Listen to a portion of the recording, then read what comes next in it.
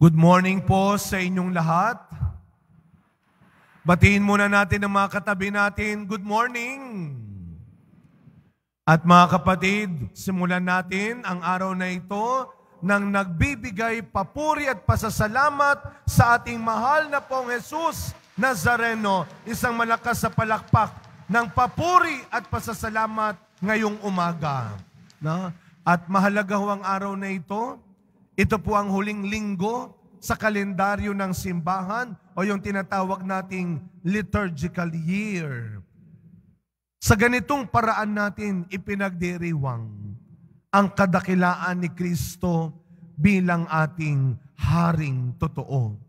Kadalasan, karaniwan, pag natatapos ang isang labanan, contest, kompetisyon, sa huli laging may awarding, recognition, may coronation.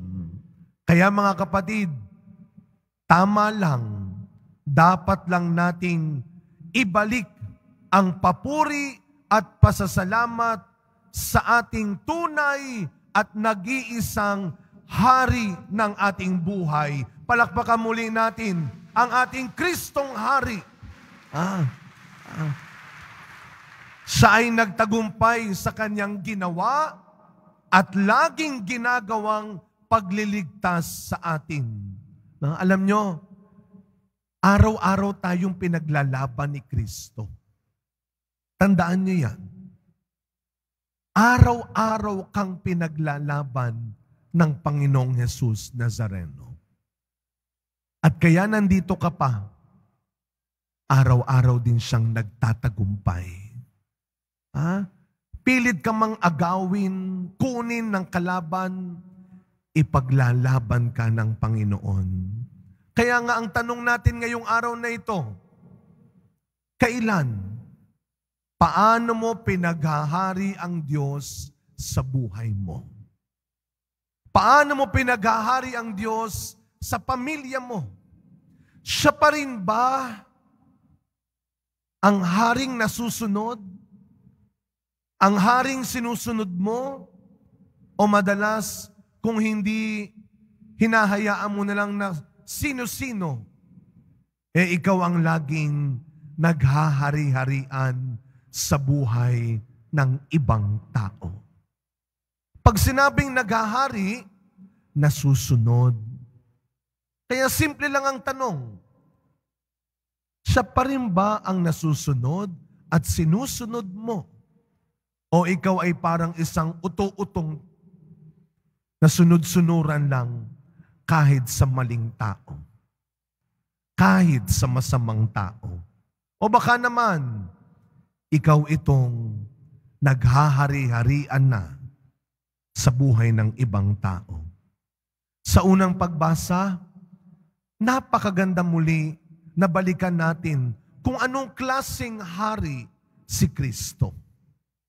Siya ay isang mabuting pastol. Parang napaka-extreme. Pag sinabi nating hari ng mundo, nasa isang kaharian, nakaupo sa trono, may suot na ginintuang kapa, may koronang ginto. Ang katapat niya, pastol. Nandun, sa labas. Si Kristo ay mabuting pastol na nag-aalaga, nagtatanggol sa kanyang mga tupa. Huwag nating hayaang tumigas ang ulo natin, ang puso natin sa pagsunod sa Diyos. Si Kristo ang mabuting pastol na kusa. Personal siyang nag-aalaga sa kanyang mga tupa. Nandoon siya, kasama ng kanyang mga tupa. Kasabay ng kanyang mga tupa. Kaya ang kanyang mga tupa, kilala siya. Sapagkat lagi siyang kasama. Hindi kagaya kung minsan ng isang bata na pinalaki, na lumaki, hindi ng kanyang sariling magulang. Kung hindi ka mag-anak, yaya, o kakilala. Kaya yung bata, hindi kaagad sumusunod sa kanya dahil hindi siya kilala. Pero ang Panginoon, siya mismo. Kaya nga sa ating ikalawang pagbasa, ipinaalala sa atin, ang Diyos ay nagkatawang tao. Bakit dumating si Kristo sa mundo? Para ang pagmamahal, ang pag-aalaga, ang pagliligtas ng Diyos, hands-on. Kaya nagkatawang tao si Kristo. Para siya mismo ang gumawa ng mga tinuturo niya. Para si Kristo mismo ang gumawa ng kanyang inuutos na manalig, na magpatawad, na tumulong sa kapwa, na magmahal,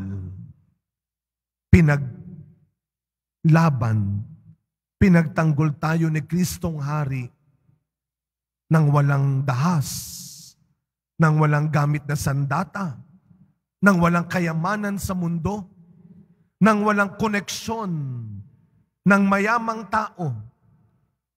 Pinaglaban tayo ni Kristo gamit ang kanyang tama at mabuting halimbawa. Kaya nga natouch ako nung kinuwento ni Bishop Bacani noong minisahan natin dito ang yumao nating si Father Fernando Carpio. Ano ang sabi ni Bishop Bacani?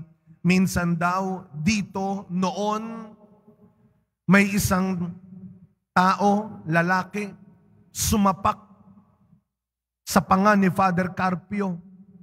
Sabi ni Bishop Bacani, ang laki pa naman ng panga ni Father Carpio. Pero pagsapak sa kanya, ano ang ginawa ni Father Carpio? Hinarap ang kaliwa at ang sabi, eto pa. Napakahirap maging mabuting halimbawa.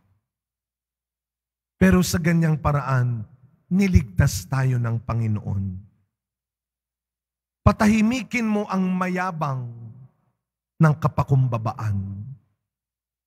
Talunin mo ang madamot ng malasakit.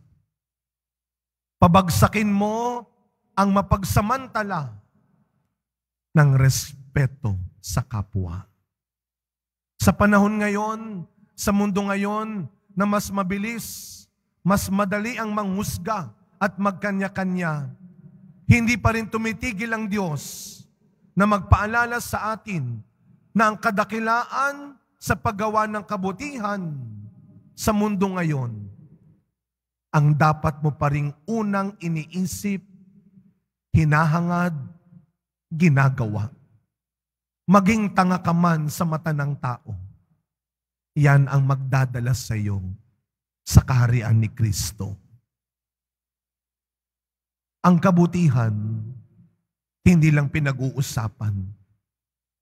Ang kabutihan, lalo na, hindi lang pinipintasan, kundi sana tinutuloy, tinutularan.